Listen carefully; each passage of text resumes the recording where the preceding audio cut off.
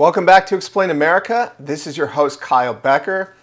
We are still grieving the loss of Charlie Kirk, and it was an absolutely heartrending display this weekend on Sunday when millions of people watched and thousands of people attended the memorial service for Charlie Kirk.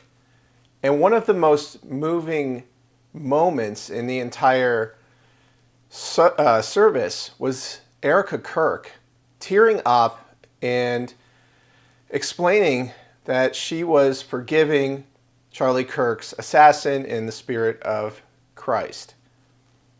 But we are still getting details about Charlie Kirk's death, and one of the most haunting things to come out of the entire tragedy is that Erika Kirk is reported to have given a kind of warning to Charlie Kirk, along with a pastor, before his brutal murder at Utah Valley State University. But before we get into the story, please like, share, and comment at Explain America. Join us. We appreciate your support for common sense journalism. Erika Kirk has been in the spotlight for over a week now, and she's taking over the helm of TPUSA as the CEO and chair. And of course, her safety is foremost in her mind because she is very outspoken and she is a warrior just like her late husband was.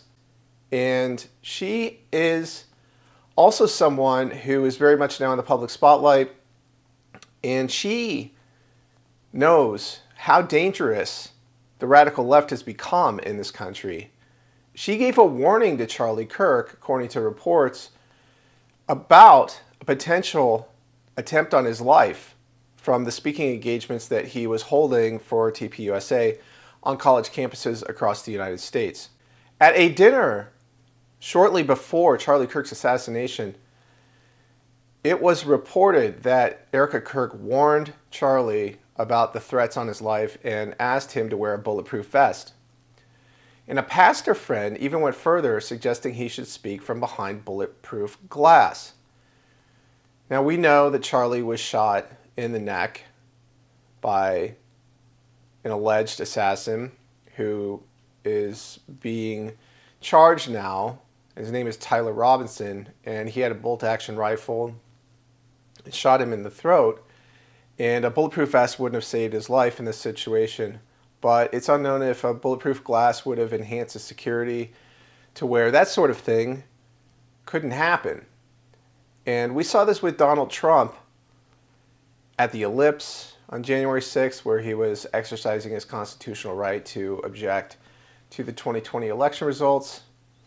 And he knew that there is a threat of political violence that comes with speaking out for Christ and for conservatism and for American values in a way that is persuasive to youthful activists on college campus. And so it's really sad to see this kind of report come out, because our college campuses need to have safe spaces, not just for radical extremists, but also for peace-loving, law-abiding American citizens who respectfully and sincerely voice their disagreement with extremist ideologies that have taken hold on America's college campuses. And we saw recently in Minnesota where they're going to hold a forum for TPUSA, and the extremist ideologues are coming out, including a councilwoman in the Minneapolis area who says that she's very upset about hosting conservatives who want to speak their mind against radical extremist beliefs. So, voice your opinion about this story. Do you think that basic precautions would have saved Charlie? Do we need to implement more security precautions for any public speakers who are not radical left-wing ideologues? Because they're free to speak their minds, obviously. Nobody's stopping them. They speak by the hundreds every day on college campuses without any concern at all for their safety and security, despite their false claims of right-wing violence being a huge problem in the United States.